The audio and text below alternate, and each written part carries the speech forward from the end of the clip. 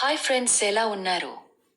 2024-25 ఆర్థిక సంవత్సరం ముగియబోతుంది. రాబోయే సంవత్సరంలో ఆర్థికపరమైన అంశాలు ఎలా చేయాలో ఒకసారి మననం చేసుకుందాం. కొత్త ఆర్థిక సంవత్సరం ప్రారంభం కాబోతోంది. ఈ నేపథ్యంలో మన పెట్టుబడి లెక్కలు, ఆర్థిక ప్రణాళికలను సరిచేసుకోవాల్సిన అవసరం ఎంతైనా ఉంది. 2024-25 ఆర్థిక సంవత్సరంతో పోలిస్తే కొత్త ఆర్థిక సంవత్సరం 2025-26లో ఆదాయపు పన్ను విషయంలో గణనీయమైన మార్పులు వచ్చాయి. వాటిని అర్థం చేసుకునే ప్రయత్నం చేయాలి.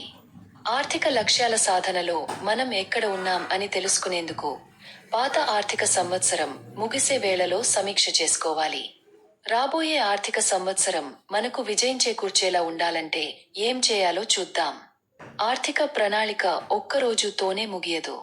ఎప్పటికప్పుడు సమీక్షించుకుంటూ ముందుకెళ్తుండాలి. అప్పుడే ఏ అవసరం వచ్చినా ఎలాంటి ఇబ్బంది లేకుండా ఉండగలం. చాలా మంది చివరి నిమిషం వరకు ఆర్థిక అవసరాలను గుర్తించరు. సమయానికి ఏం చేయాలో తెలియక పొరపాట్లు చేస్తుంటారు. అప్పుల్లో కూరుకుపోతారు. ఆర్థిక సంవత్సరం ప్రారంభంలోనే లెక్కలను సరిచేసుకోవడం వల్ల మన అలవాట్లు మారేందుకు అవకాశం ఉంటుంది. లక్ష్య సాధనలో ఏమైనా ఇబ్బందులుంటే వాటిని సరిదిద్దుకునే ప్రయత్నము చేయొచ్చు. పన్ను భారం తగ్గింది. 2025-26 ఆర్థిక సంవత్సరంలో పెద్ద మార్పు అంటే ఆదాయపు పన్ను విషయంలో ఊరట. కొత్త పన్ను విధానాన్ని ఎంచుకున్న ఉద్యోగులకు 12,75,000 రూపాయలు అంటే ప్రామాణిక తగ్గింపు 75,000 రూపాయలతో కలిపి ఎలాంటి పన్ను భారం ఉండదు. ఇది ఎంతో మందికి కలిసొచ్చే అంశం. ఆదాయం 12,75,000 రూపాయలు లోపు ఉంటే కొత్త పన్ను విధానం ఎంచుకోవడమే. అంతకు మించి ఉన్నప్పుడు కొత్త విధానంలోనూ వర్తించే స్లాబుల ఆధారంగా పన్ను చెల్లించాల్సి ఉంటుంది.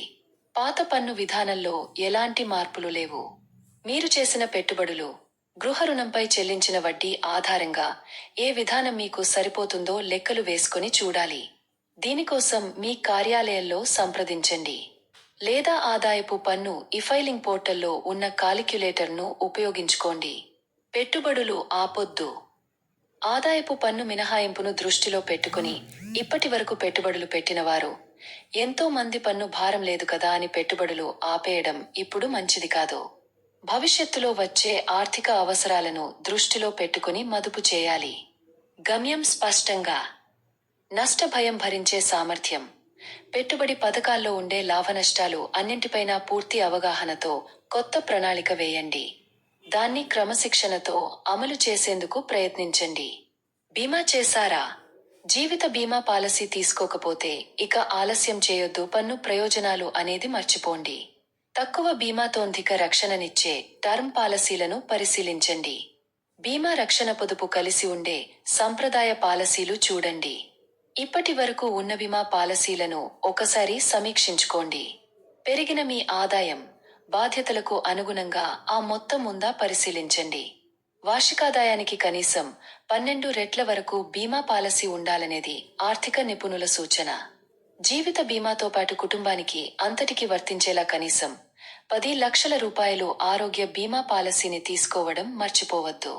ద్రవ్యోల్బణాన్ని తట్టుకునేలా ఫిక్స్డ్ రికరింగ్ డిపాజిట్లు, public provident fund, సుకన్యశ్రీ Samriddhi Yojana, స్థిరాస్తులు, షేర్లు, మ్యూచువల్ ఫండ్లు ఇలా అన్ని రకాల పెట్టుబడుల గురించి పూర్తి స్థాయిలో అర్థం చేసుకోవాలి.